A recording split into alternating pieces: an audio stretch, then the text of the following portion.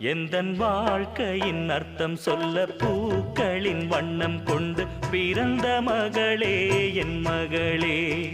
நான் வாழ்ந்தது கொஞ்சம் அந்த வாசத்தில் வந்துதித்து உயிரில் கலந்தா என் உயிரே.